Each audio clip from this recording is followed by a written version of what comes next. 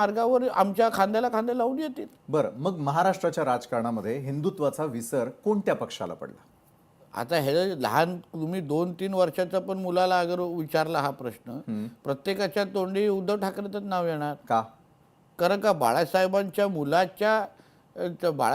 मुलाच्या माध्यमातून जे काय अजान स्पर्धा मुख्यमंत्री असताना त्यांनी घेतल्या, जे काही उर्दू भवन आमच्या मुंबईमध्ये बांधायला त्यांनी सुरुवात केलेली, याकूब मेननच्या कबरीचं सुशोभीकरण सुरुवात केलेली, ते सोडा.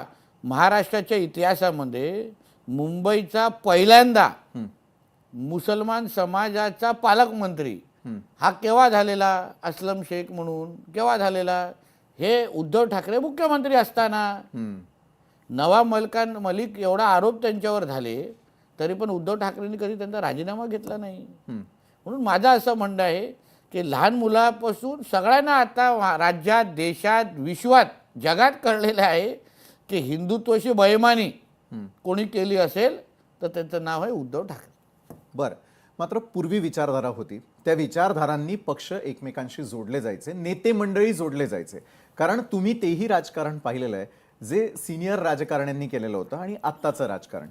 विचारधारेशी एकनिष्ठ आहेत राजकीय पक्ष?